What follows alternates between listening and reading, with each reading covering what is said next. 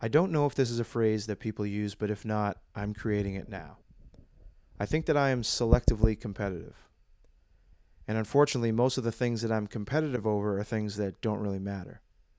Rummy 500 with my gram, Richfield baseball, if you know, you know, men's league basketball at St. John's Gym, shout out Kitty, Jimmy T, and the rest of those guys. Then there were things that in the grand scheme of life didn't really matter, but in the moment, I think it was healthy to be competitive, like baseball. Anytime I took the mound from the age of 10 until my senior year of high school, I loved the competition, especially pitching. The future addict in me loved that I was in control. The attention is on me on every pitch, and I love getting that called third strike. Coaching baseball, I was also super competitive. Whether it was a practice, a scrimmage, or the championship game. Shout out Cousin Matt, D2 champs. But then there were things that I wasn't competitive in, things that I would give up on very quickly at the first sign of adversity, when in reality, I could have used some of that competitive edge to keep going. School. A lot of jobs I had early on. Not competitive, didn't care, just looking to get by. But when I started working at Aria, I was definitely competitive. I wanted to be the best dealer. Every time I tapped into a new table, I would scope out that dealer. What does their pitch look like, meaning when they're throwing the cards to each player? How's the rack maintenance? Are the chips in the right spot? And if they were good, I want to be better than that guy for the next half hour. Or girl. Another reason why I was competitive was that the competition was not that good, so I thought there was a high chance of me winning. Out of the 30 dealers that they brought on for the summer of 2017, I think I was definitely in the top 5, if not the top 3.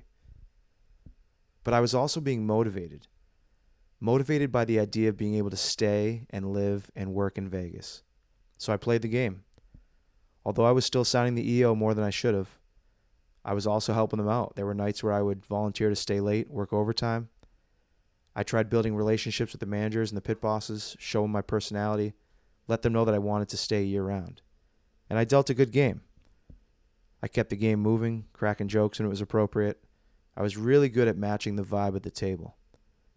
And wouldn't you know, about 8 weeks after I landed in Vegas on Cinco de Mayo, it was the beginning of July, with about a week left in the World Series of Poker, I was informed by, I want to say shout out to Ryan, who I actually might try to get on the pod. Ryan informed me that I was going to be offered a year-round position at Aria. I was very excited. I thought the whole time I definitely deserved it, but in that addict, woe is me, negative mindset, I thought for sure someone might know someone or there were politics I didn't know about, but I got it. So now it's time to find an apartment. Can't stay in the hotels anymore, even though I would love to. And at this point, I was playing financial fucking Jenga because I was gambling the money as quick as I was making it. And every 3 or 4 days, I was changing hotels, and they all required incidentals, sometimes $100, sometimes more. And I know I made some calls to my dad, nickel and diming him. Hey, give me $100, I'll pay him back. I need $200, paid him back. Just that typical tightrope act of a compulsive gambler. I don't remember exactly whether he helped me out to put money down for the apartment, but I remember it was fairly cheap. It was around $1,000 a month, and it was in the Centennial Hills neighborhood of Vegas, which is about 25 minutes northwest of the Strip. I remember this is part of my pitch to everyone back home. I'm only going to work in the Strip. I live 25 minutes away. I'm going to do all kinds of stuff. Don't worry. Maybe I'll get a part-time job bartending. Vegas is the fastest growing city in the country. Did you know that? Which I think at the time it was. I looked at 3 or 4 different places before I found this place, and I absolutely loved it. It was on the top floor. I had a nice little outdoor porch. There were 2 pools and a gym. Of course, never used any of them, but still. I bought some furniture, financed it at a place I won't give a shout out to because it sucks, and it's the reason I still don't have a bed now. Okay, yes, it's not the reason, I know. I could go to a different store and get a bed. I get it. Speaking of beds, I just realized this too. As I was writing this earlier, for the year that I lived in this place in Vegas, I slept on an air mattress. Not even a real mattress. And then I eventually slept on the couch, which it was a very comfortable couch, but I'm in my own apartment. But that's one of the things we learn in GA, one of the many things. Did you often refuse to spend money on normal expenditures so that you could gamble? That was one of the 20 questions, and that was me. My gambling took precedence over everything, including gas and food, which brings me to the night I like to call the Wal-Mart night, a night I will never forget. So once the World Series was over, my shifts went from 5 to 4 and then eventually to 3 at Aria.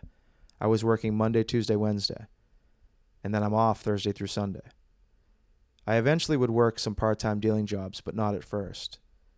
And I quickly realized how working 3 days a week in Vegas as a compulsive gambler was not exactly sustainable. My normal routine was getting out of work at 1 or 2 a.m. on Wednesday night, Thursday morning, and I would have X amount of money.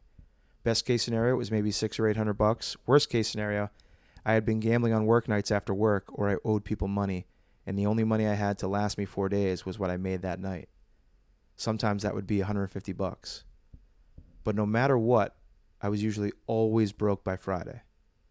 And then I have Saturday day and night, Sunday day and night, and Monday day to survive until I go back to work. On this particularly bad week, I put myself in a position where I didn't have enough gas in my tank to do anything besides get to work on Monday. So I was pretty much stranded at my apartment. And I had no money. We're talking nothing. I also didn't have any food in my apartment.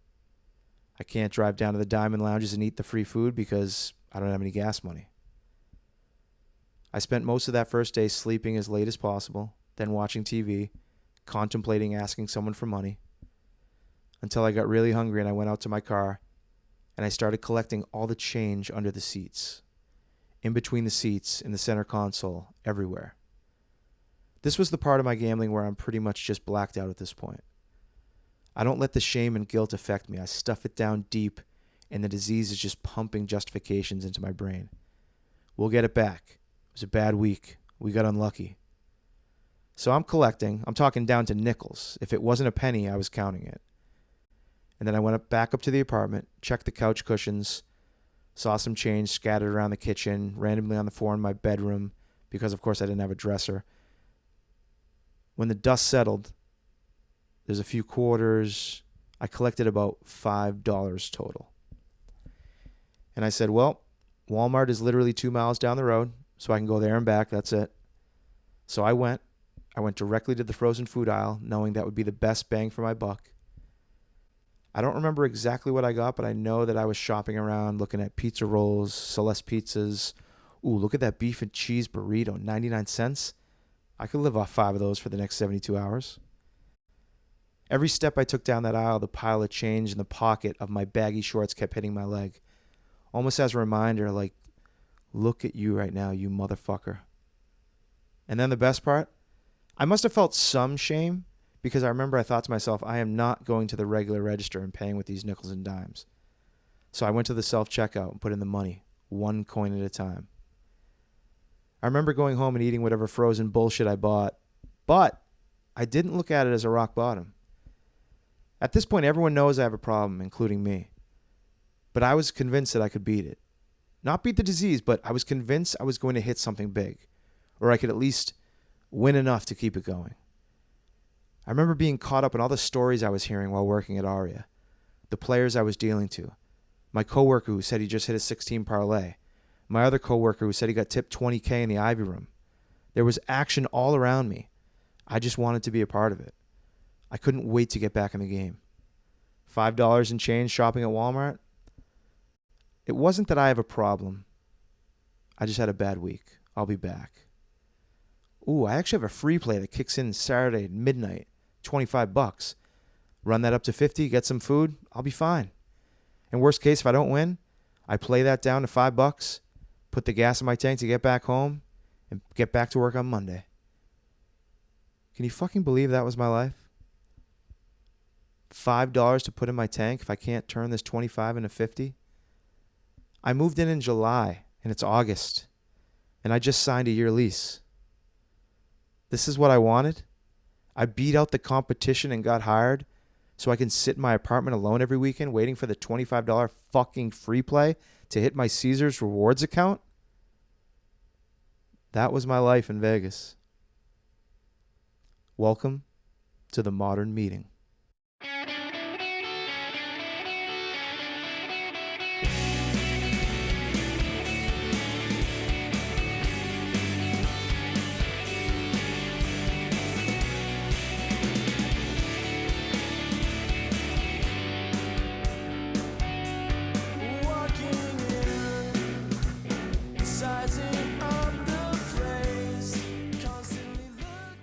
All right. Thank you, Orange Island. Episode number 28 of The Modern Meeting. My name is Adam. I'm a compulsive gambler.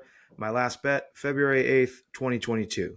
And I'm Jen, also a compulsive gambler. Last bet 10/16/2023. Congratulations. That was perfect. Flawless. Great job. I have been holding it in. I was like, come on, you can do it. You can do it. I love the sound of your new mic. It sounds amazing. Yes. One thing from last week we just need to correct. The song Stronger does not exist from Christina Aguilera. No. You were thinking of what? Fighter. Wait, is it Fighter? I don't even know. She doesn't even know.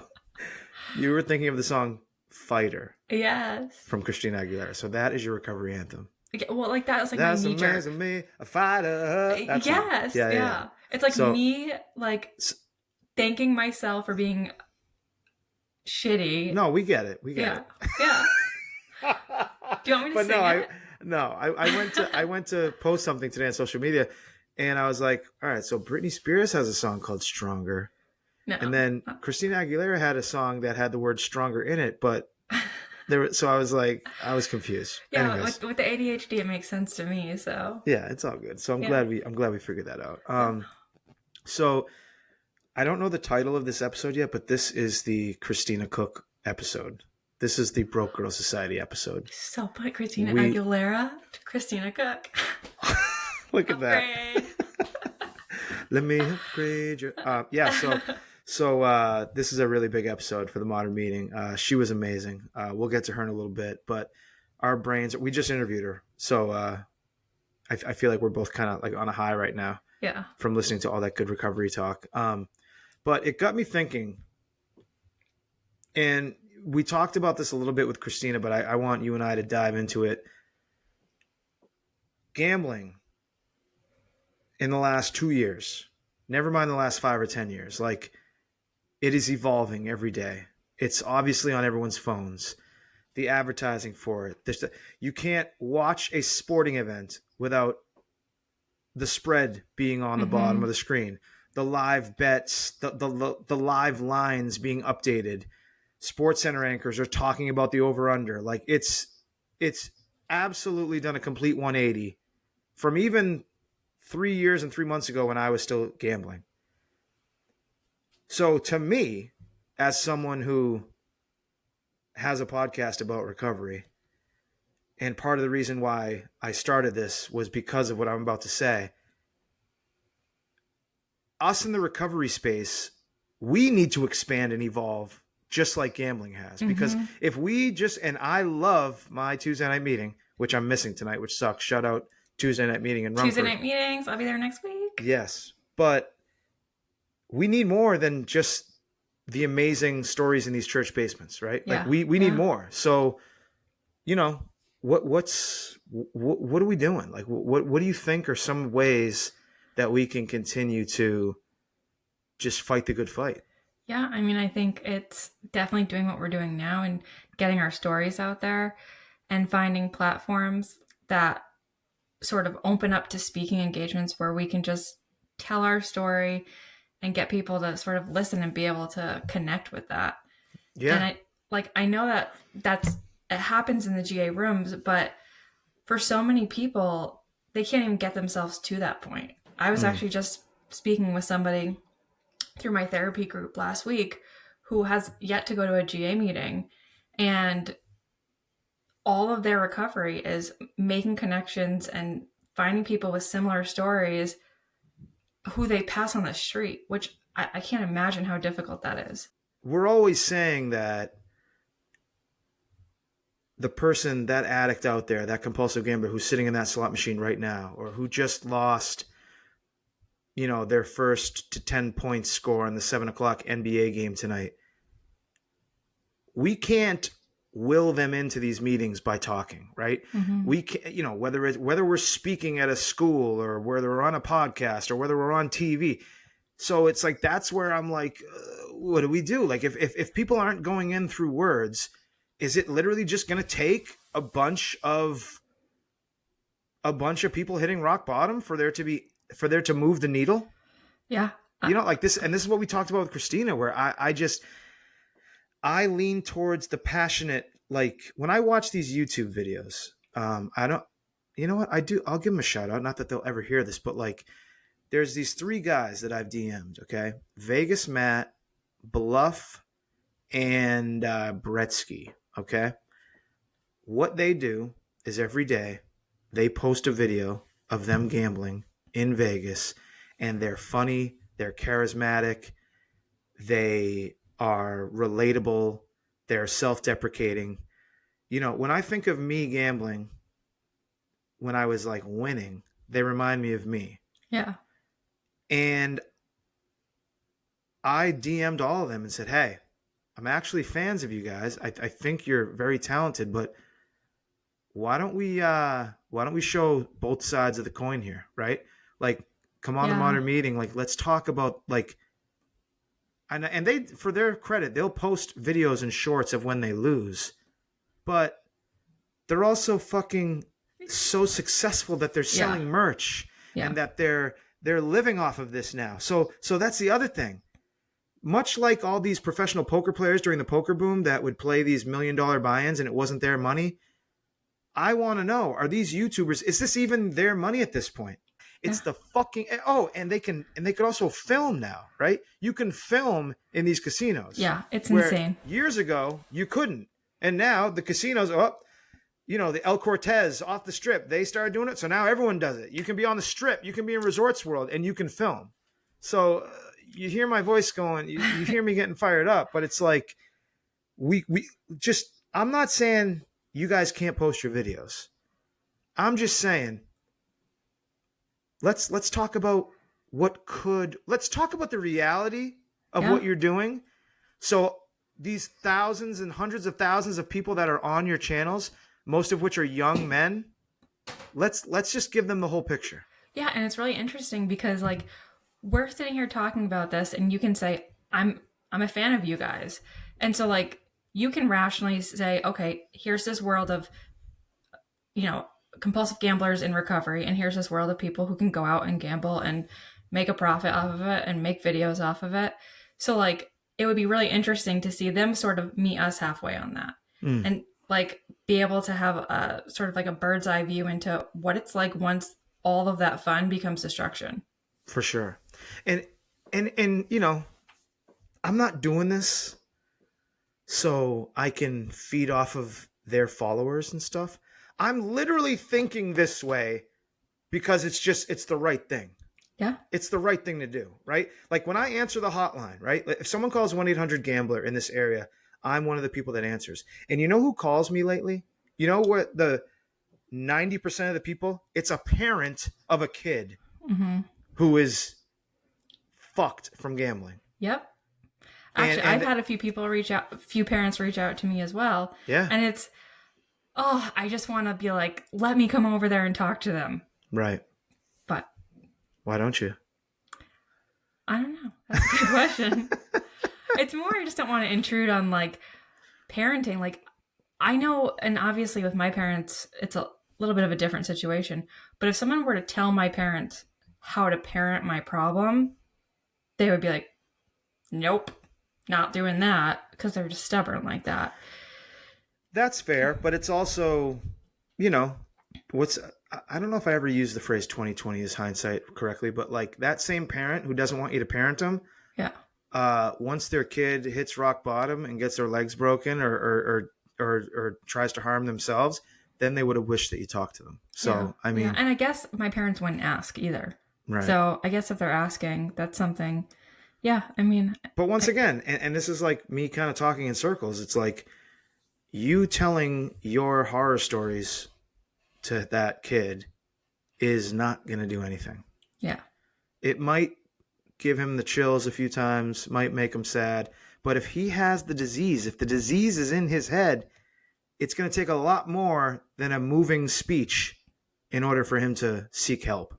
Yeah. So I have a question. We talk about the disease a lot, and now we're talking about like adolescent ages. So is it your understanding that like an adolescent has that disease? Are they actively gambling at that point, or they just don't even realize that it's going to be a problem for them later on down the line? I mean, I think nowadays it's different. Like back when back when we were kids, I mean, not even, I'm way older than you, but I Yeah, was so, grandpa. I was so busy just living life Yeah, just being a that kid. I didn't even, I like this was back in the days where there's no cell phones. Like, shout out Woodruff. Like, we're out playing wiffle ball. Like, we're out playing tennis ball, metal bat. We're out playing flashlight tag late at night. And, like, we're not on our Manhunt. phones. Huh? Manhunt. Did you ever play Manhunt? I don't know. Capture the flag, I think we did. But like we're not on our phones. Like we're Yeah. not and even like when I would gamble, it was like scratch tickets at the holidays once in a while. We've talked Yeah. about this, right? But I'll tell you this, the second I had some independence and the second I had my own money, I was a freshman at UMass Amherst and I was playing poker 7 days a week. Yeah, you know what's crazy about that though is that like I think so I grew up in the casinos pressing the button over the partitions and like Oh yeah, you said that last week, and I think that went over people's heads. So that's what you mean by that. So you're standing outside of the casino floor, and your yep, mom is letting you press the button of the slot machine. yep, like 8 years old. Holy shit! And um but like so for me, it was always gambling other people's money. Mm, And so in my adolescent years, I I was obsessed with gambling. I loved gambling. I loved doing scratch tickets because it never cost me anything. mm, And then I had a small brief period where I was like, okay, gambling's not going to be an issue for me. I can clearly see it's an issue for my parents. It won't be an issue for me because this is my money. And like for the smallest little amount of time, I valued that money. I mm, mean, I'm still learning how to do that now, but it was just that the little incremental wins that then I was like, okay, well, I don't even care. Like, I don't even care if it's my money, your money, my mom's money. Like, now it's at all costs. But it definitely was kind of the opposite for me, where at first I was like, oh no, I don't want to play with my money until it just did. But yeah, and as you're talking, I think about how I used to pass judgment on my grandparents, my mom's parents, and my uncle Rick, where they would go to Foxwoods every weekend, and you would hear about their jackpots, and we would make light of the fact that they would always be down there, they'd get rooms, and then they downsized, quote unquote downsized, right? Then they went from their really nice house to a smaller house that they rented. Then they went to an even smaller house, and then they ended up like in like an assisted living, yeah, and all because of gambling. yeah, 100% because they couldn't stop gambling. yeah, And during those years, I would always talk shit. I'd always point the finger, and I was doing the same fucking thing. Like mm-hmm, like like when I was when my friends were getting married and buying houses, I was gambling my ass off, emptying 401ks and pointing the finger at other people. yeah, me too. Didn't even didn't even it didn't even register in me that I would eventually like get to the point where I would need help, Yeah, or you that know? you potentially could be exactly And like them. Yeah, this is after I did some fucked up shit to fund my gambling. yeah. Like that is it's obviously everything is the disease, but that is just the arrogance of an addict, Yes, and now like especially it's a gambling addict. oh my god, like just coming back to me, which it's just one of those things I must have disassociated from. But like, I can't tell you how many times I sat there and I was like, oh, my mom's a gambling addict. Oh, here we go. She's going to the casino again. Mm. I would say that, and whoever I was talking to, once that was done, get in the car and also be going there. Yeah. Yeah. It's never, two words that never came out of my mouth from the age of 0 to 38. I mean, I might have said them eventually, but like two words that I say all the time now in recovery that I never did. Can you guess? I want to say something stupid, so just go ahead. No. Grateful and selfless. Oh yeah, those are good Right? ones. Like I never thought that way. I never said it because I never thought it. Yeah, Right? Like that's what recovery has given me. And that's what I mean, what's the opposite of grateful and selfless? I think it'd be selfish and entitled. Hateful. Oh, What'd you say? hateful. It Yeah, rhymed. I well, no, liked that it. I mean that all works. Like when I was Yeah. in active addiction, I was selfish, I was hateful, and I was entitled. Yeah. Right? Yeah. Yeah. But yeah, I mean, all the more reason why we just have to keep fighting the good fight because, and this is like the thing that I definitely knew this later in life while I was still gambling, but now it's just even more obvious is that if you and I are having this conversation right now, not only are there like so many people having the exact conversation in this moment, Yeah. but there are so many people who've experienced these exact same things. Yeah. Yeah. No, it's Like, crazy. like And we are not alone. and like, how do we build that connection? Like, there are so many people out there just having these conversations, maybe not on a podcast platform, though, maybe just sitting around the dinner table or sitting in the living room or over the phone. So, how do we bring all of these people who have experienced this disease and experienced this journey, bring them together and sort of compile them in a way that can fight the good fight? You know what? We'll be right back and we're going to talk about that. But yeah, we'll be right back.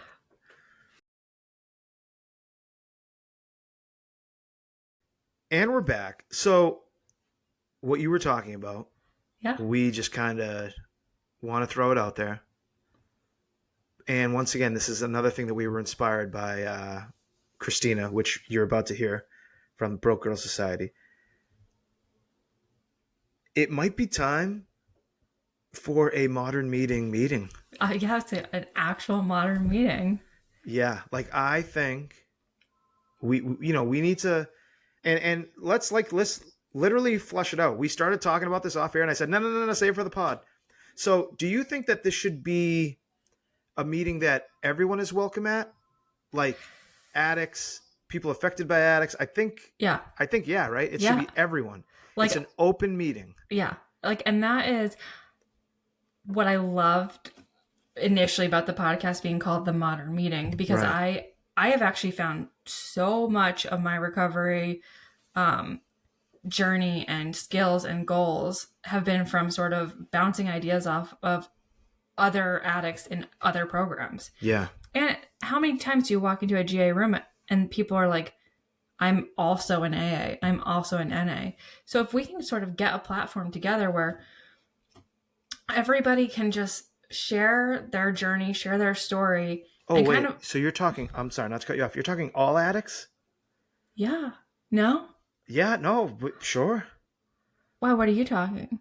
I was thinking just gambling, but because I don't know if I feel confident enough to moderate like all addicts. Right. Yeah. No, that's true. So what were you saying though with like, didn't you just say alcoholics too? No, I said like gamblers and people affected by gambling. So almost like a Gam-Anon and a GA into one. Okay, yeah. I'm sorry. I misunderstood that. I mean, unless we got someone like Eddie to commit to it, but I don't know. He's a busy guy. Yeah, no. And I don't want to dive into something that I don't know anything But I also about, think I don't know. Like I think no, you know what? The modern meeting is for everyone, so maybe it just is for everyone. And like I think, sorry. Go ahead. No, go. We're both excited. We're both excited. But I think like the point is that like it's not just like addiction is addiction. Right. And in order for us to fight the stigma, right? There's a stigma with all addictions, whether you're talking about food, pornography, alcohol, pills, whatever. I mean, there's a stigma there. So like if we are trying to fight the stigma, if we are trying to overcome the sort of battles that are being presented in the world, like the way the world is going right now. Right. The more people we have, the better. The more experience, the more recovery that we can hear and learn from. Why not? Yeah. No, and I think so. We'll flesh this out a little more, but I think what we're saying is we're gonna do a meeting. Maybe we start it once a month. Maybe we do it twice a month. I don't know, but it's a meeting that anyone and everyone is welcome to. You can like go video or no video. It'll be on Zoom, right? Obviously, we ask that people are respectful. We'll explain what crosstalk is. There's no crosstalk. Maybe we'll make a little like video and send it out to anyone who wants to be in it. and just explaining like the rules or whatever. And then, yeah, like we just let people tell their stories. Yeah. You know, like we don't need any of the literature. We don't need to talk about the steps. This is just a place for people to go and share their story and hear other people's And stories. how cool would it be to have somebody log on, no camera, they change their no name. Camera, yes. And it just gives them a platform to just say like, yes, this is my story. And, you know, we sort of as the hosts at that point, like if we're not allowing crosstalk, it's not like someone's going to be like, oh my God, you're a loser. Like, right. We get to sort of lead it into like this group positivity and this group learning and group recovery. I love that idea. Yeah. So yeah, I think, and we'll give Christina all the credit for inspiring us. Yeah. Speaking of Christina, so it's time to hear our conversation with Christina. Buckle up. Yeah. I mean, Christina from the BrokeGirlSociety.com, she has a successful podcast. She has a blog. She co-hosts a YouTube channel with another person in the recovery space, Brian Hatch, who we're hoping to have on the Modern Meeting soon. She is everything that I want to be as far as, you know, being that level-headed and wise. You know, like, and I think it's hilarious that today is probably like the most fired up I've been in a while, and now we're gonna get the soothing sounds of Christina. Yes, yeah. But yeah, I just think that, you know, she is an inspiration. You know, especially, you know, as a female, like, what was it like to talk to her? Well, I almost couldn't talk because I was like, she just brings a really great perspective. She brings a lot of wisdom. Truthfully, it's surprising to me that she doesn't have more years of recovery under her belt because she's so well-spoken and well-versed. And like, she's so welcoming. I mean, absolutely. If you haven't joined her Facebook group, go out there, join it. I just did.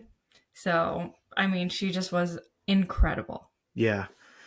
And she's been really helpful with me. We had a great conversation last week where I just kind of picked her brain about just the whole podcast and just what she did, how she grew her audience. And she just gave me some really awesome advice. And she's definitely someone that I am going to, you know, stay in touch with.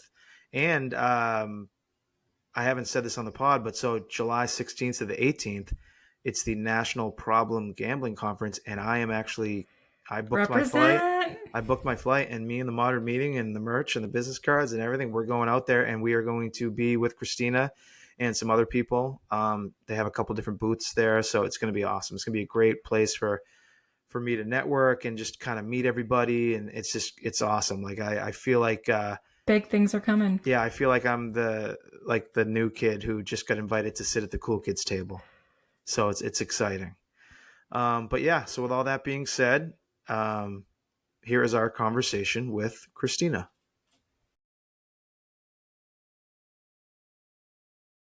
All right. Hello, everybody. Today we have a very special guest on the Modern Meeting. She is a fellow compulsive gambler in recovery. She is also the founder and creator of the Broke Girl Society, where she hosts a very popular podcast and blog aimed at helping women who are struggling with problem gambling. She also hosts a YouTube channel called The Bet Free Life. She has been featured in countless media outlets, including the New York Post and Glamour magazine. She also works in the field of recovery. She travels the country telling her story. She's amazing. Please welcome to the Modern Meeting, Christina Cook. Woo! Well, thank you so much. I have to say that's probably the best intro I've had. Like, Let's go! Yes. I need to bring you around with me and like hype me up before I go on these. So we ask everyone the same first question on the Modern Meeting. I'm going to ask you, do you remember the first time you realized you had a problem with gambling? Do I remember the first time? And see, this is always a tough question for me because I gambled for roughly 15 years. Mm-hmm. And the last part of my gambling being like detrimental to every aspect of my life. But I think, you know, there are moments, I guess the one that kind of really stands out for me is just, and I share this story a lot as part of my recovery. And I think even as I continue on in my recovery, I still have moments where I'm like, oh yeah, I did that. Mm-hmm. Oh, and I've just got to think through it and process it and feel the feels about it.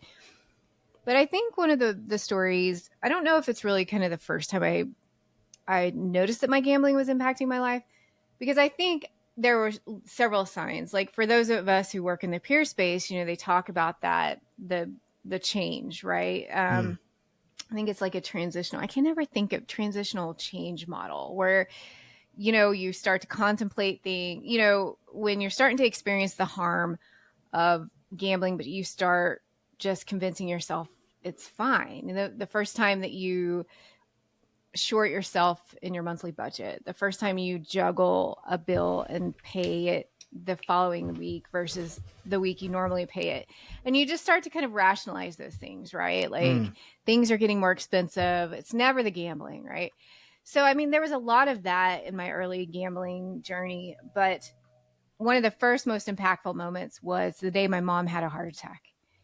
And she had been struggling with this heartburn for like a day, and it was finally that night. She was uncomfortable, she couldn't sleep, she was just miserable. I said, we need to go to the hospital, like we need to figure this out. And she's stubborn as heck. Like she's probably the most stubborn woman I know.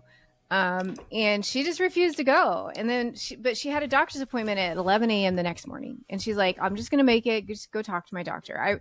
She'd eaten a box of hot tamales. Okay, so she kept saying it was the hot tamales. Like she was just had residual heartburn from this box of hot tamales. I was a Mike and Ike guy. I never liked the hot tamales, but and so she you just kept writing it, like this is what it is. Right. And so we went to the doctor, and we get through the appointment, and I went with her because that's how concerned I was about how she was feeling. And the doctor was like, kept saying, I think it might be gallbladder issues. Might be gallbladder. We're going to get you set up for testing for that later on. But as she walks out of the room, she kind of stops in the doorway and she says, we're going to do a quick EKG just to rule it out.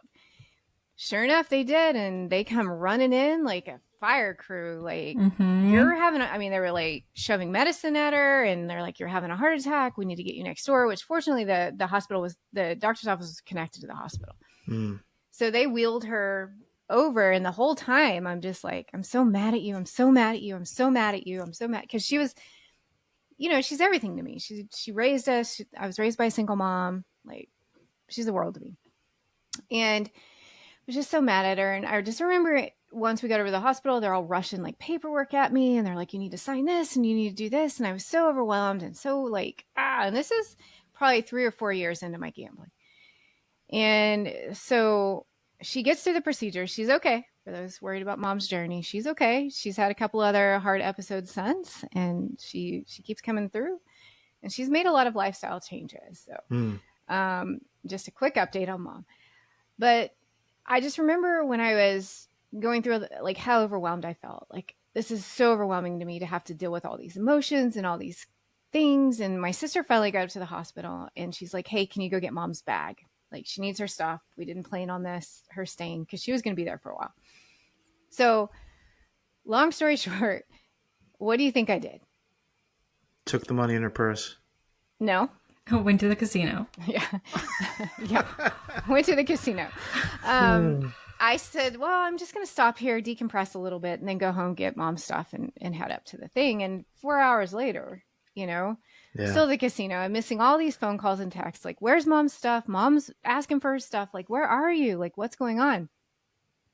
And that was the day I won my first jackpot. And so that's why I shared this story, because I won my first jackpot, and it wasn't like a heck of a lot of money, but it was, $1,200 is jackpot. I don't know how you guys, if you guys don't want to talk about money. I talk about it because that's just part of the journey. We're never going to get away from it, So, I just don't talk about it, in comparative forms or anything like that. I'm very mindful of it. So I won this jackpot, and first jackpot, and I'd been gambling, like I said, 3 or 4 years by then. And I just remember, thinking, I'm feeling a lot better now, right? I know mom's okay. I got to decompress, and now I won my first jackpot. So it kind of reinforces that the gambling becomes this coping mechanism for me. And I really believe that was a transitional period for me.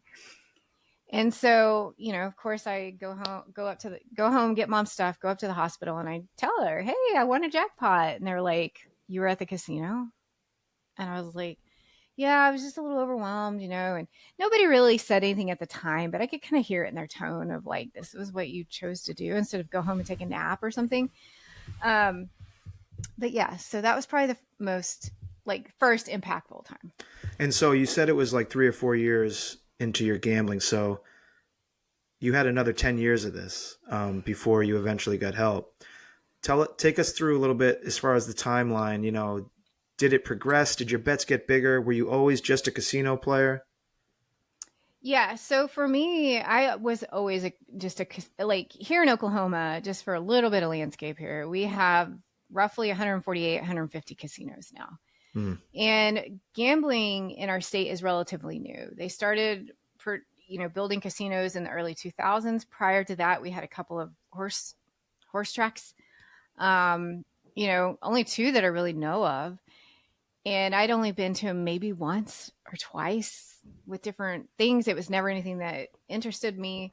We had some bingo halls as well, but once gambling, casino gambling or class 3 gambling, I don't know what it's called, passed, then it was like instantly the bingo halls were replaced with big Vegas style casinos. And we're not talking like little hole in the wall casinos. We're talking these huge, they have hotels attached to them. They have water parks and bowling alleys and movies. So these are big family destination kind of casinos.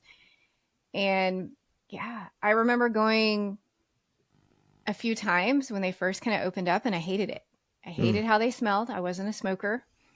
And matter of fact, I have asthma. So it was like, there was really no kind of filtration system. It was really rough to be in these places for very long.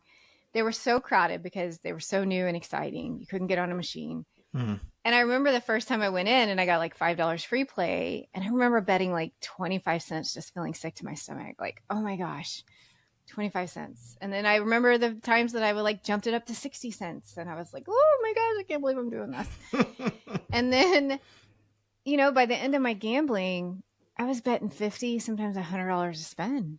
Wow. And, it's just, and I remember thinking like I'd be sitting in the casino and slot machines was all I played. I'd be sitting in the casino sometime in that kind of 7 to, the rest of my gambling mark, 7 year to, 15. And I know now how jaded I was. Like you would hear somebody screaming and hollering because they won $20. And I'd be like, I kind of like turn my head and make an effort to look, and it would be $20. And I'd be like, are you kidding me? Like, come on. Like I stopped doing what I was doing because I thought this was like some major jackpot. And they were like, thinking back on it now, it's like they were just excited, entertained, which is what it was, right? Yeah. But I was so jaded. I was like, oh, I was mad. Like, yeah. So are the casinos out by you 24/7? Yeah, most of them are. Most of them are. There are some of the smaller casinos are, they'll close at like midnight or something. But yeah, most of them are 24/7. Anyone else in your family have addiction issues?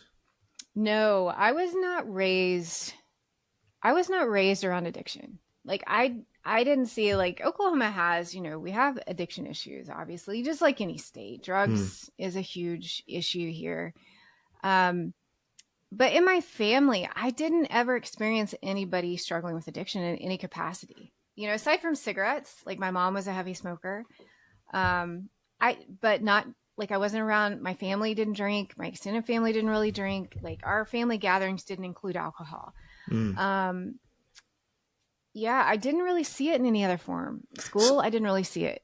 So when you're in the throes of addiction, especially like towards the end, once the bets got bigger and bigger, we always talk about in 12-step meetings and when we talk recovery, we always talk about the why.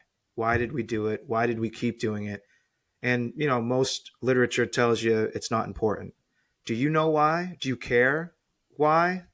Have you ever thought of it? Why you kept going or why you even started?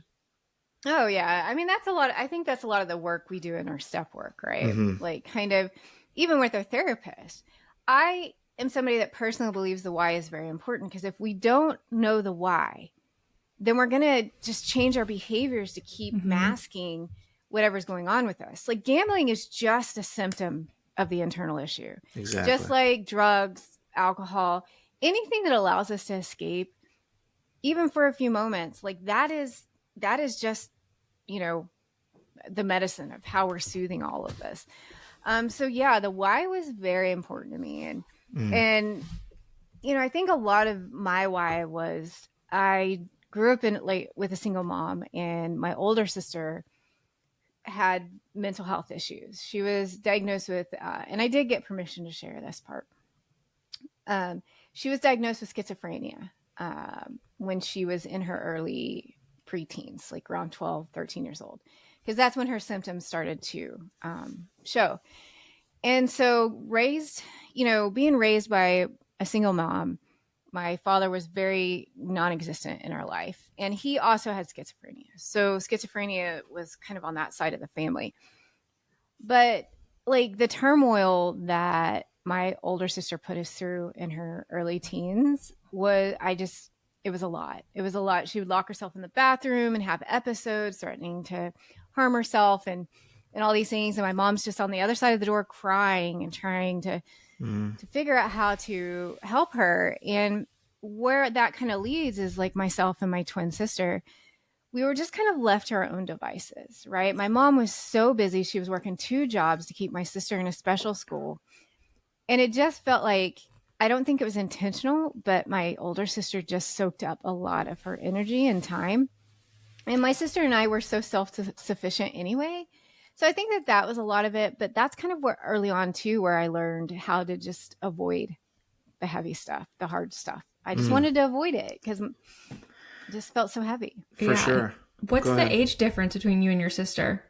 My older sister, she 3 years, and then I have a twin sister. Okay. Yep. So I have an older sister, 3 years, same thing. So I was just curious about that. Yeah. So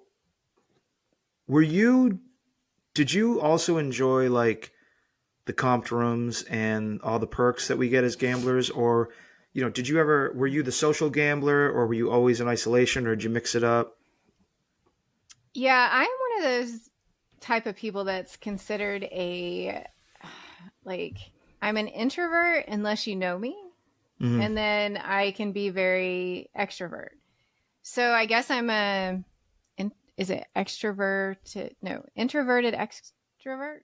I don't know. You know what I mean? Like when you're around people that you know and you feel safe, like you're very social. And so that's kind of what the casino ended up for me. Like I am generally all my life, and people do not believe me when I say this, but I am extremely introverted. It takes a lot for me to be out there and engaging in life. And it takes a lot for me to kind of recoup. And gambling kind of gave me the social aspect of life that was nice, but I could also leave it and go into isolation. But yeah, I think for me, it was a mix of a little bit of socialization, but mostly escapism. So I was gonna wait to ask this question, but you're talking about being an introvert, so I have to ask it now. So doing the math, very quickly into recovery, you launched the Broke Girl Society. So for someone who is an introvert, you went for it. So I still have questions about, towards the end of your gambling, but talk about that. How quickly from when you realized you needed help, started on that road to recovery, that you launched the podcast and the blog and you went for it. Yeah. So it was 4 months into my recovery. That's insane. I entered recovery March 6th of 2021 and launched the podcast July 1st of 2021. Wow. Yeah. So now, were you thinking about doing it like almost instantly once you got into recovery? No, but I found podcasts as a resource. I was looking to hear other women in this space because I was going through so many struggles, and I was going to a GA room that had 3 older men, and they were wonderful, like so welcoming, but they had years of recovery on me. They had years of age on me.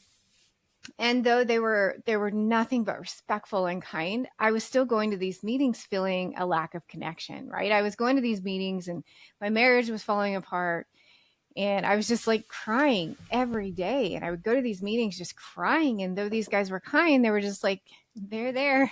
It's going to be okay. They're there. And so I was like, there has to be, I need to find a different type of support. Like I need to be in a room full of women who get it, who could really just help me just navigate these emotions and feelings. And so I leaned into social media trying to find it.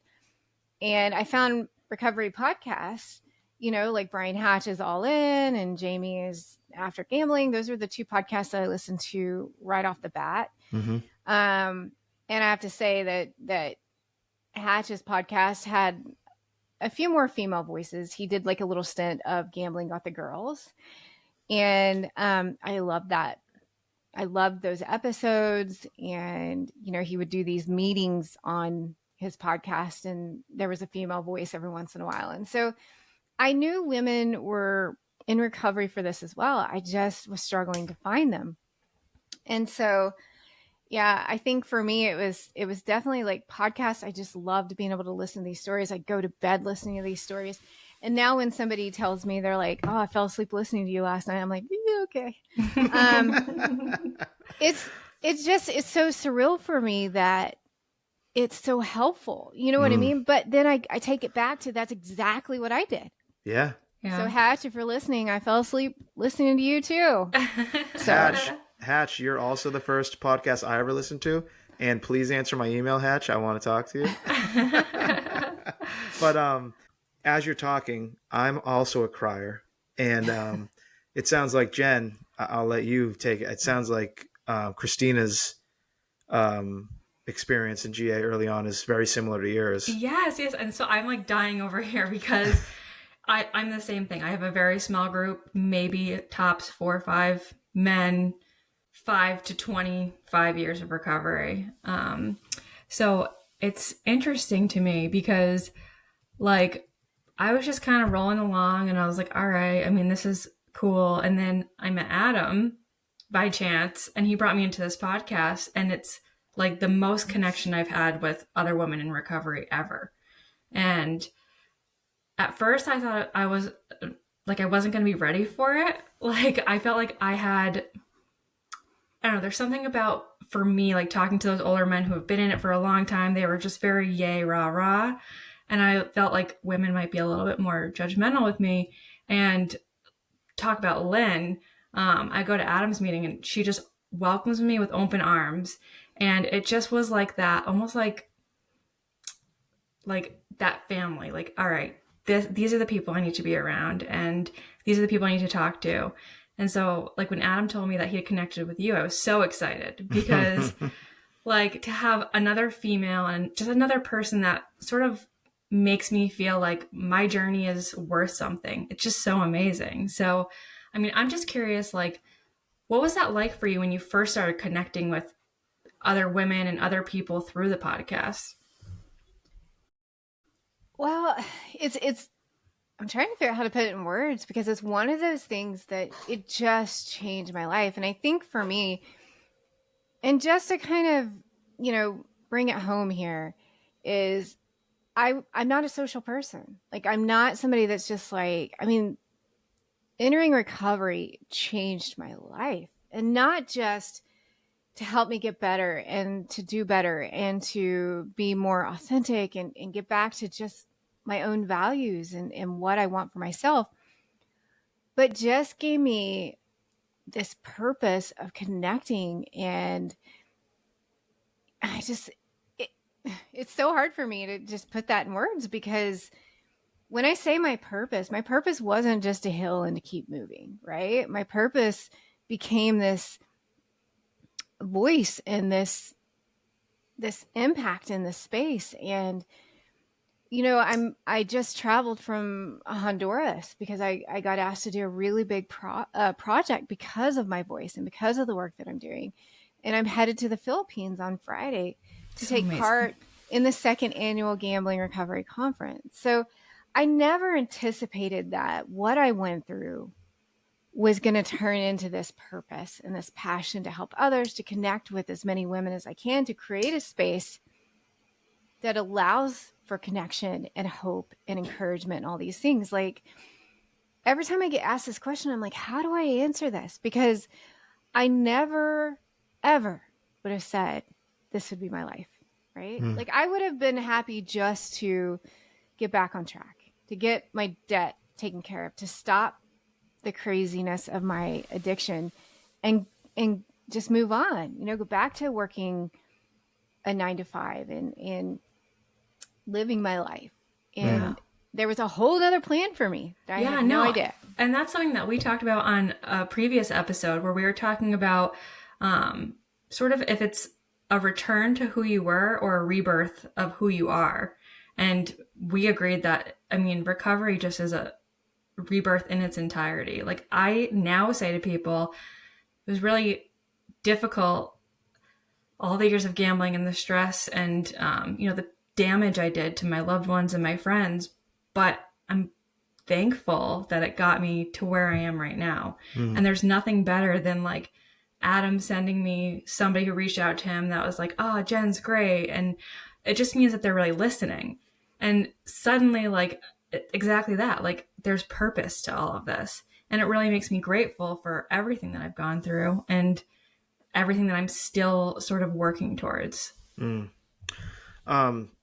So not to bring us back into the darkness of the gambling, but I need to know, so take us back to like January, February of 2020, was it 2020, 2021, the couple of months before you decided to get help. What did those last couple of months look like? Yeah, so I'm going to take it back to December of 2020. Okay. 2020 was a rough year. And I know that we can't say the C word, but that was a rough year, because it flags on our channels, like, oh, you said the C word. Yeah, Adam. And I guess everybody's going to be like, oh, I wonder what C word. Like, I can think of a couple of C words. But yeah, so I had, Oklahoma had shut down their casinos for like a max month, maybe 6 weeks. Like, we were a state that was really a holdout to shutting down because of we're an oil and gas state, casino revenue state. And, our government was just like, nah, let's just hang in there. And then finally they had to shut down. I think it was federally mandated. And so I just remember that time feeling so free and like, just wonderful. And then of course everything started back up and I was back in the casino within 2 weeks. And so my gambling just continued to get rough. I just used it for coping in every aspect. And I was like spending my paychecks and borrowing to cover bills, and like all these things were just, my world was just chaos. It was chaos from probably 2017 till I entered recovery. It was just complete chaos. I didn't even believe half the stuff that was coming out of my mouth. Or I didn't even know. I was so confused between what was real and what was lies. And my family didn't trust me anymore. And it was just getting harder to get money and to gamble. And it was just a lot of chaos. And so in December of 2020, I had a particularly rough binge. I was getting paid once a month, and my husband at the time was getting paid every other week. And I think it was on a particular day that we both got paid. And I blew through most of my paycheck and his. And it was just like we had rent and house payment due.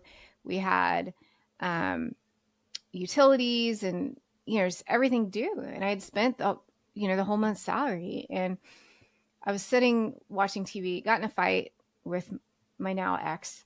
And I was sitting late at night watching TV, and a show about food addiction came on. My 600-pound life. I'm giving it a shout out. And I was watching this show, and this woman was talking about how she felt before she ate the food, how she felt during her meal, and how she felt after she ate the meal. And we're not talking just like a sandwich and hamburger and fries. It was like 6 hamburgers, 6 fries, like huge milkshakes, pop, whatever. And I just remember connecting with every emotion she had. I remember sitting there thinking about how I felt about my gambling, how I felt before, like the anticipation, and then how I felt while I was playing, like, just happy and like, this is what it's about. I'm going to win. Everything's going to be okay. And then how I felt leaving the casino after I spent everything I had, and just that feeling of self-hate and like self-loathing, and why do I keep doing this to myself? And I remember specifically her talking about, like, I'm killing myself. With each bite, I'm killing myself. And I just got to thinking, each tap of the machine, I'm killing myself. And I had already been struggling with like those dark thoughts. I know I don't have to get into it or really say it, because I think anybody who got to this point understands it. Very dark thoughts. They were starting to be more frequent. I was starting to kind of think, oh, I could do it this way, or I could do it that way. And I just remember like kind of being scared. Like, this is what's going on with me. This isn't me. And so I decided I was going to stop. I was going to quit. And so when you asked me about January and February, like, I didn't gamble in January and February. That was the longest I had not been able to gamble in years, until it was like the last few days of February, the first week of March, when I got in a huge fight with my ex. And I was still dealing with the financial consequences of my gambling, right? And so got in a huge fight, and then I went on a week-long binge. Everything I'd been able to save or fix or whatever because of that time away, I just blew through. I'd won the most amount of money I'd ever won in that week. And we're not talking like change your life kind of money, but definitely clean up a lot of the stuff. We're numbers people, so you can say it if you want. We'll just say a nice used car. Maybe a nice new car. In the lower end, but it was multiple thousands of dollars. And I just remember when the guy came over to pay me, and he was somebody that he'd paid me before, and you'd kind of get to know the people, right? So he comes over and he's like, oh, now you're gonna leave with this, right? And I was just remember looking at him like incredulously, like, of course, like wow, like, who does he think he is, kind of thing. 8 hours later, when he's leaving his shift, him and I lock eyes.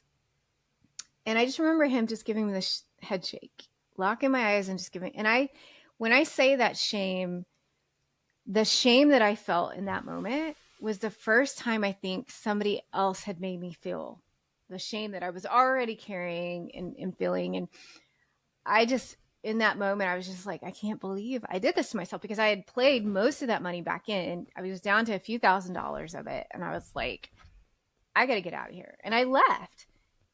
But then the fact that I left all that money there, because, that's the gambler's mind, is like, that's my money that I left there. I need to go and chase it. So I went back the next day. This is March 5th. Went back the next day, and I played and played and played until everything was gone. Everything in my checking account, all the money I'd won, everything was gone. And it was just after midnight on March 6th. And I walked out to my car, and I was just like, that was the scariest moment of my life, because I felt so unsafe for myself. I wanted to drive off the bridge that was between the casino and my home. And I was sitting in my car thinking, I can't go home. Like, we have no money. And I think I even told my ex at the time, like, oh, I won some money. And so now I had none of it to even show. Everything in our bank account was gone. And I just didn't, that was the closest I ever came to really ending my life. But it was in that moment that I think that I realized that I didn't want to die. I really didn't. I wanted to live. I wanted to live. I wanted the addiction to die. And I think for me, and it's like, I often get people who reach out to me, and I think they're expecting me to say some magic thing that helped me move past it. But for me, it was the breaking. Like, that broke. I was so broke in so many ways, not just financially. Like, that's the play on the word, right? I was broke physically, spiritually, mentally, emotionally, like every which way you could be broken. And it kind of ties back into what you guys were saying about like the rebuilding, right? For me, it felt like I broke into a dozen different pieces.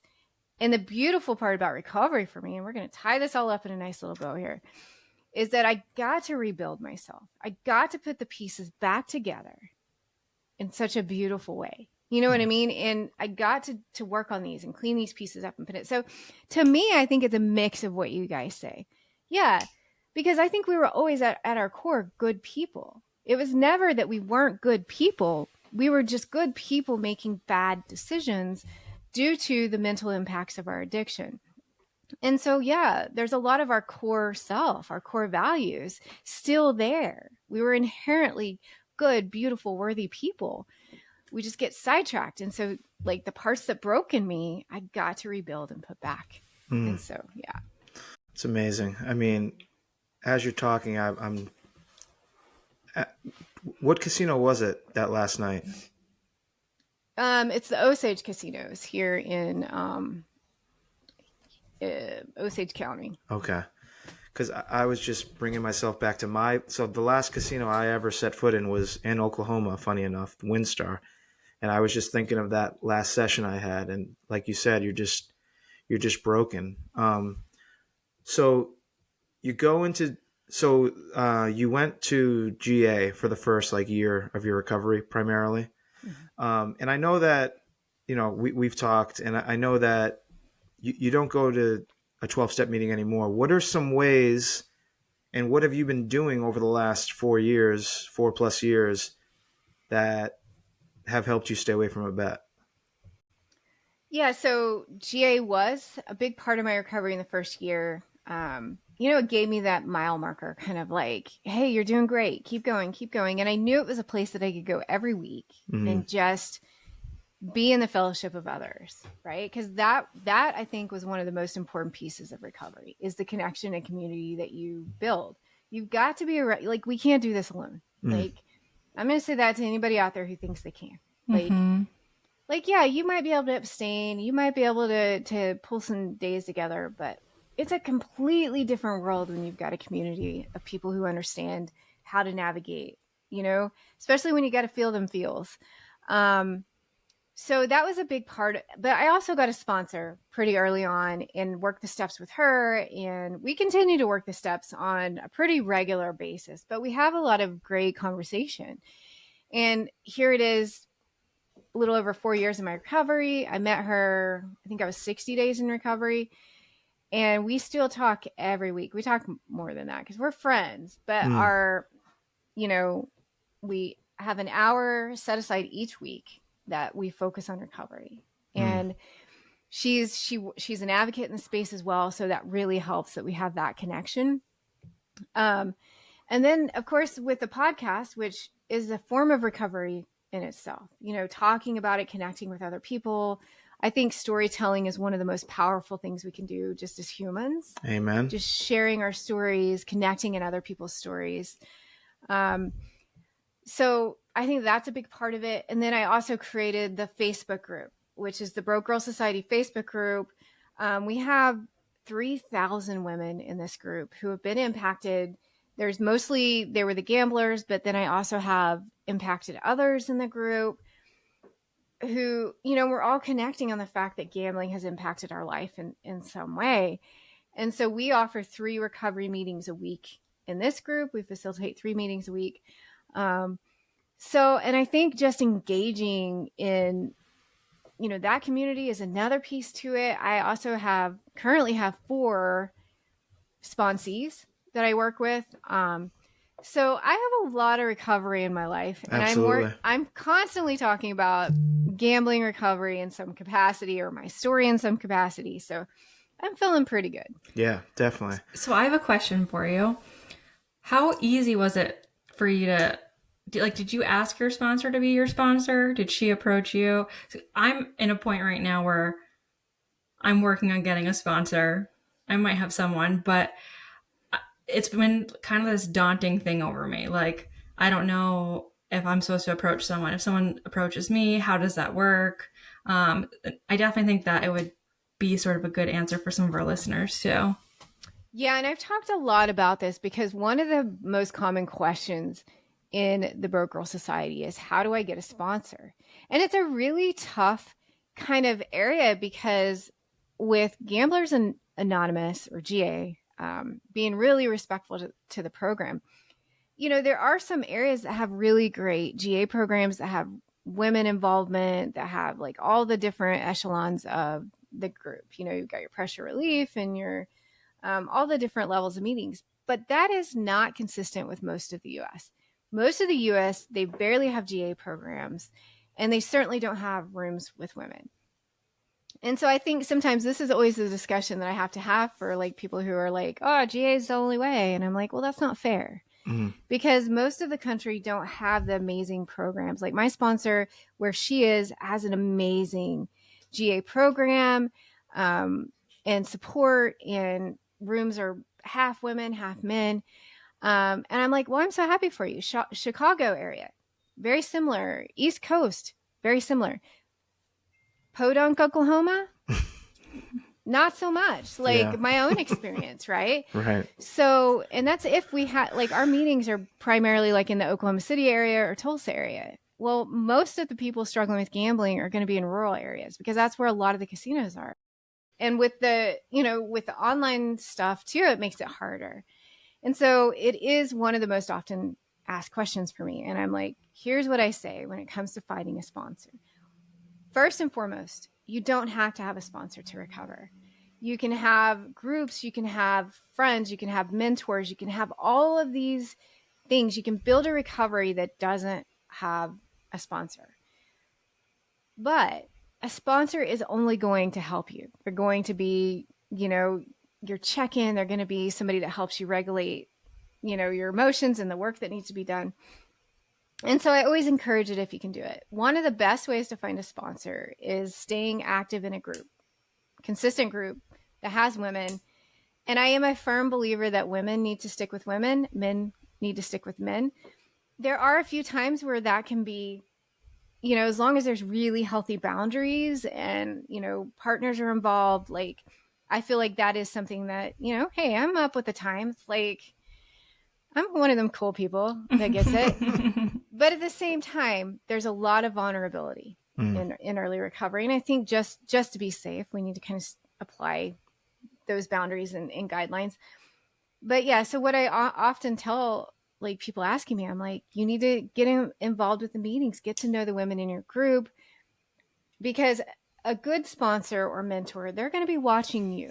They're going to be watching that you're showing up for yourself, that you're doing the work, because it is a huge time commitment, not only for the sponsor, but and the sponsee. Like, if you want to set aside an hour a week, like, I want to know that you're doing the work, that you're having the hard conversations with the people you care about, that you're going to therapy, that you're doing something for your recovery every day.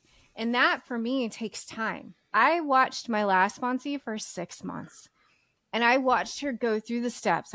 like all the steps that she needed to come clean with her gambling, to find the therapist. I saw her problem solve each of the things that she needed to do. And that, to me, like, that's what I want to see, because I am willing to show up for you and to give you my time and to give you my energy, and vice versa. I'm so looking forward to that from my sponsee as well. But I think for me, the biggest thing is just showing up for yourself. And that's the start of it. Yeah, I love that. What would you say? So, Broke Girl Society in 2021, recovery in 2021 compared to now, with the expansion of gambling, and gambling is literally, it's a different animal altogether now compared to when you started. Talk about how the Broke Girl Society has evolved, but also, like, kind of the reason the modern meeting is here. Do you agree with me that recovery we need to evolve? Like, if gambling is going to be all over the place like it is, like, we can't just be going into church basements and listening to a couple podcasts, right? Yeah, definitely. I think, that's why I love so many of the apps that are coming out, because as gambling is going to continue to evolve. It's going to continue to grow. It's going to continue to be accessible. Like, I know that I think people want to hear like, oh, we're doing everything we can to stop it. It is a very David and Goliath situation. And though I think for me, I would rather pour my energy into like just prevention and like, because we're not going to stop any, it might be very pessimistic of me, but gambling makes too much money for the government, for the operators. Like, it's not going to be like, even in my own state, like, can we stop building the casinos at the very minimum? No, because Oklahoma in 2023 was a $3.4 billion revenue for the tribes. And then 170 million of that went into, you know, the taxes and those types of things.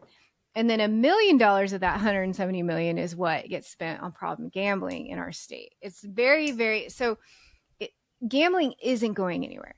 And the fact that they have facilities and people way smarter than me figuring out how to make these games more engaging and, for lack of a better term, more addictive, right? Because that's how they get their revenue stream. And I'm not going to be one of those people that's just anti-operator, because I feel like we all need a seat at the table. And if I'm going around saying, oh, I hate this and I hate them and I hate gambling, that's not going to get me a seat at the table.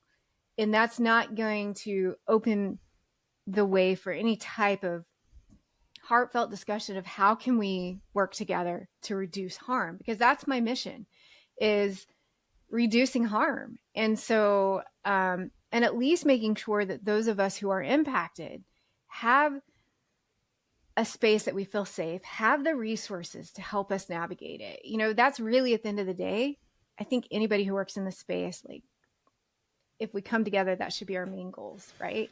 Yeah. But so I love all the apps and everything. And I guess because my podcast has made some traction, like, I usually will get several emails a month about new apps coming out. They want to talk to me, you know, possibly promote the apps on the podcast. And I will give anybody 30 minutes of a conversation of like, tell me what you're doing. And I will always be 100% about collaboration over competition. Like, Jen, you want to do a podcast for women in gambling? What do you need? How can I help you? Yeah. Because my voice may not resonate with somebody, you know, but your voice may. And that, to me, is the most important thing that we can do. So I hope that we all, you know, I hope that we keep advancing our recovery in the same way that they're advancing the ability to gamble. Yeah. And do you think that, because, you know, I still believe that in 5 years, I think no matter how much money gambling brings to the States, like, in 5 years, there's going to be a lot of pain. There's going to be a lot of more people, bankruptcies. Like, do you think it's, you know, similar to like maybe the opioid epidemic, where like, is it going to take something like that to inflict change, or would even that, in your opinion, like it's not going to move the needle? Well, I mean, gambling addiction has the highest rate of suicide of all addictions. Right. And that's not even getting talked about. Yeah. So I hate to think it's going to take something drastic to get the attention, because even the GRIT Act that is supposed to pool revenues from sports betting taxes, like, it's just going to get buried. You know what I mean? There's no sign of any federal help coming, especially when you've got people like the American Gaming Association guy saying, gambling's no more addicted than your phones are. And it's like, well, that just is disheartening to every person who's lost somebody due to their gambling addiction. You know what I mean? Like, I'm sure, and I say this all the time, I'm sure his PR team just quit. Like, they were like, I don't know what we do with this. Yeah. Like, so it's just frustrating. It's really just trying to find enough voices in this space that are willing to continue the conversations, push for the conversations, and, you know, do the work. And it's hard. And that's, I think, what we struggle with, you know, me, Jen, other people who've been on the show. Like, we get into these heavy debates and conversations where I just want to like unload on these YouTubers and DraftKings saying $5 and we'll give you 200 free. And to your point, it's like, I can't just go crazy, because there's plenty of people out there that will take that $200 and spend it and then never spend it again, right? Or they will gamble responsibly, just like I can drink responsibly. So how have you, over the course of your time being such a leader in the space, like, how do you keep that level head? Like, how do you not, because obviously even you, who seems like super professional and super grounded, there's got to be moments where something has triggered you, whether it was an ad or a story that you heard. Help me keep myself from, you know what I mean? Like, what's your advice? Yeah, I think you're going to find a mix of people working in this space. You know, some kind of go to the like really like, you know, want to hit the industry hard, and then you've got others who are way too passive, and then you've got somewhere me where I just try and toe the line, and I hate that expression, and I am not a fan of the word responsible gambling. Like that to me is a cop out. Yes. And you know, so I voice those things, right? But at the same time, it's just kind of referring back to what I said. Like we all need a seat at the table, and the industry isn't going to be willing to work with people who are so anti-industry. Right. And for me, like conversations start when you're level-headed and you're able to kind of see the other side of things. Like I get that I'm going to go as low as 80% of the population can gamble normally. Like I get it. Like I've never struggled with anything else aside from sugar, but we're not going to talk about that. I have never really struggled like with alcohol or pills or any of that. Gambling is what got me. And it's, you know, it's like, I can understand that side of it. Right. But at the same time, as gambling continues to grow and they continue to find new ways that we can engage and gamble and things like that, those numbers are going to shift even more.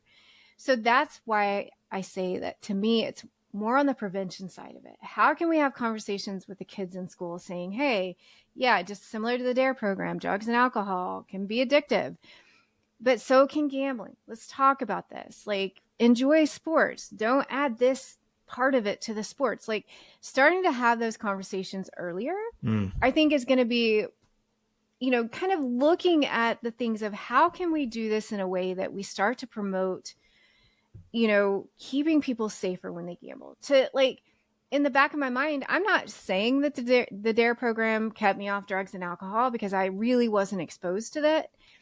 And it doesn't interest me. So I'm not going to say that 100% kept me there. But it's always something that was in the back of my mind. For sure. Ooh, people get, you know, and you see it, and just in my town. And it's like, I didn't really have a lot of empathy before recovery. Look at your normal level of empathy, right? But I would see somebody struggling, you know, like I remember, I'm going to really be honest here and share this story. There was a woman who was struggling with something. She was obviously on something, and she was doing a pole dance on the stop sign near my work. And I remember just like being, oh, you know, like that's disgusting. And, you know, having all these thoughts, right? These not very kind thoughts about this person. And this was before, like I was in active addiction. It was the pot, you know, calling the kettle black moment. Like here I was being so judgmental about somebody who was struggling when I was in the midst of my own struggle. I just wasn't ready to acknowledge it or admit it. So it was easier for me to be judgmental about something else. And it wasn't until I went through recovery, acknowledged where I was at. Like recovery, if it doesn't humble you, like you need to do some more work. Because if you are not at any point in your recovery journey humbled by your own experience and your own thoughts, like you need to be digging a little deeper. And recovery humbled me. It gave me a level of empathy that I am so grateful for today and in this moment. And now it's like I look back at that moment and that the whole thought process, and I'm like, she's somebody's sister, maybe even somebody's mother, somebody's daughter for sure. And she is struggling. And like, it still kind of shames me a little bit that I even thought anything other than that. And, you know, so I think that for me, just knowing that the only way we're really going to be able to move the discussion in a positive direction is by showing up to the table, willing to hear their side of it, changing the language, changing the things that create stigma, you know, and just showing up in our best versions of ourselves. Like, it's not always going to work, right? They're going to show up and give some unreasonable demand, and we're going to be like, you know, F you. But, you know, back to the serenity prayer and the core of recovery. We can only control ourselves, right? Can't control what anybody else says or does. And that to me is just how I choose to live. Yeah, that's an amazing outlook. Last question, kind of summing up everything you just said, but for everyone right now who, I would say that everyone who listens to the Modern Meeting, right, it's varying levels of empathy when it comes to gambling addiction.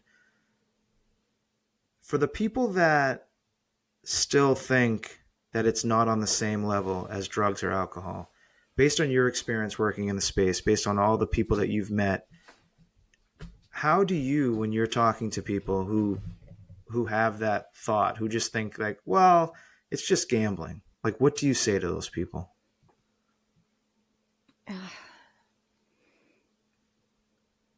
I think for me, if somebody's like, I guess it depends.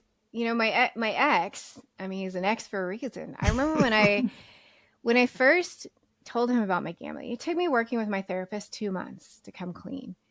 And like, I had it all mapped out, and like, I was ready for his anger, and like, I was going to talk him through and show them that, like, to me, I wanted to show him that I was working on myself. You know, I didn't want it, because as somebody who struggled with gambling, like, when I say I didn't believe myself when I would say things, like, nobody certainly believed anything I said. And for me, as people in recovery, our actions are going to say 1,000 times more than our words. Mm-hmm. And so I wanted to show him that my actions were matching my words. And when I told him about it, finally, I mean, it was like I built up, and I think I even had to have a drink to like get there. And he was just like, that is the stupidest thing I've ever heard. You're just bad with money.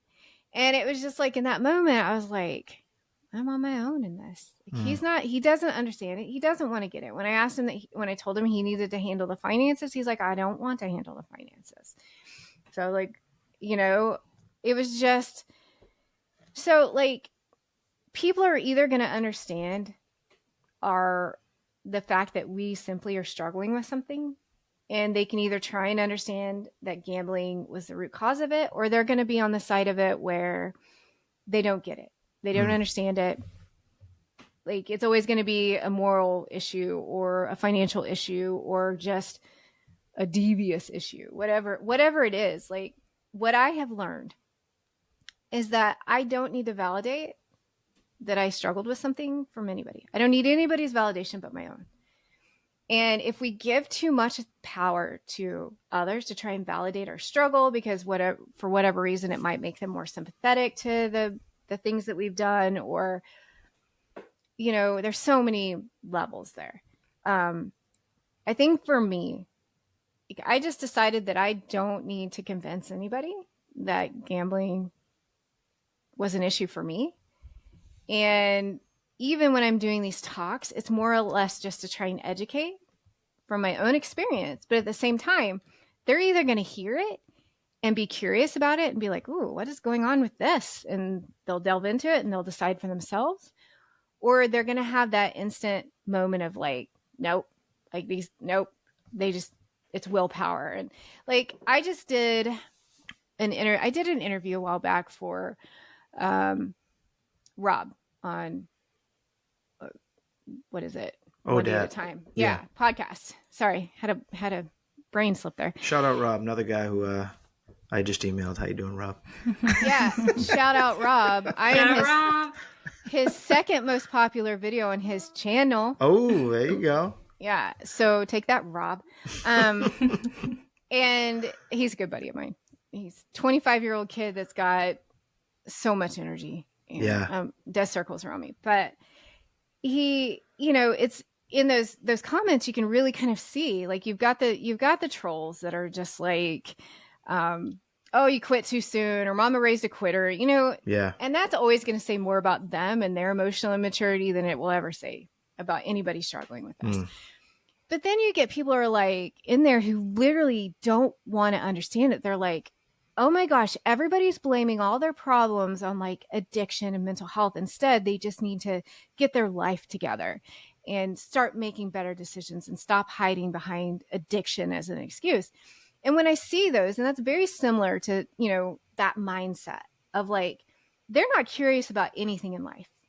And when I see that, those kind of comments, like it used to get to me like, oh, I got to prove to this person that addiction really is a disorder and all these things. But I think in the 4 years, like I have just changed so much into my mindset and like protecting my own energy. Like I want to give my energy to the things that mean the most to me. And that's protecting women who are impacted by gambling.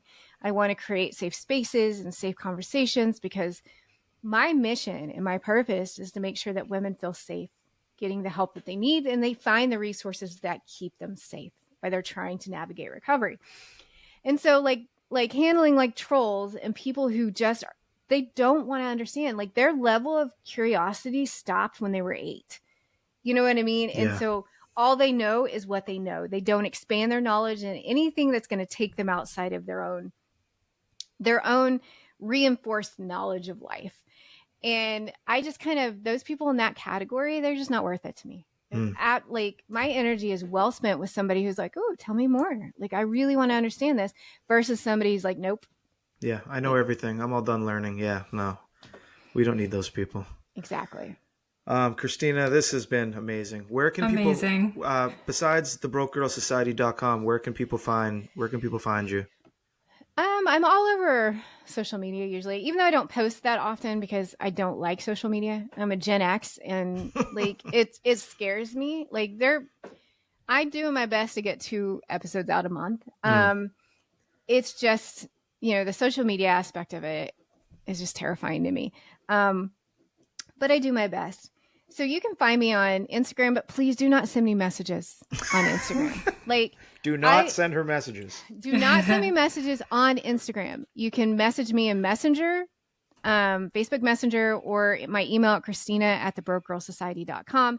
I will get those messages. But if you email me on Instagram or message me on Instagram, it will take 3 weeks for it to even notify me that there's a message. So I just want to put that PSA out there, keep everybody safe. And I do want to kind of say one thing. Yeah. One, I appreciate you guys having me on and just being able to interact with you guys. But secondly, kind of just finalizing this part about sponsorship, because I know it is such a big topic.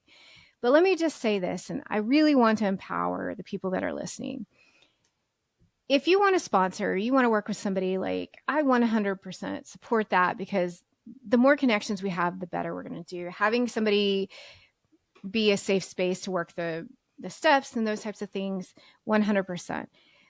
But the thing that I want to encourage your listeners to do is start showing up for themselves. Like find groups and things that are encouraging, find meetings and podcasts and books and all of these things that just help you continue to explore your own self. Like curiosity is my word. It's been like somebody said, what's your word of 2025? I'm like, it's the same word that was 24, 23, 22. Get curious about what you want in your life, about the things that are going to help you get there and all of that. So my best advice, if you want a sponsor or a mentor, is start showing up for yourself first. Like sometimes people come in and day one, they're like, I need a sponsor. And I'm like, well, day one, you don't. Day one, you need to get to day 2. And day 2, you need to get to day 3. And you need to get yourself in meetings. You need to start. This is when the work starts, is when you get yourself to day 2 and you get yourself to day 3. And you keep doing that, because at the end of the day, we can have all these things that help us be accountable, but we have to be accountable to ourselves first. And we do that by showing up for ourselves every day. Some days we do it great and we're like, heck yeah.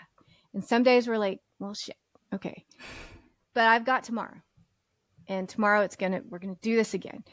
And that's the resilience. That's the part that keeps moving us forward, is even when we have a setback, we say, tomorrow's a new day.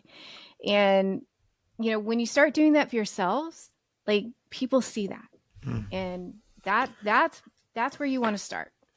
That's incredible. I don't see how you could have a successful podcast and be a speaker. Like, that was shit, what you just said. Right. I don't know why anybody reaches out to me. Yeah. Oh my God. You're amazing, Christina. Oh my God.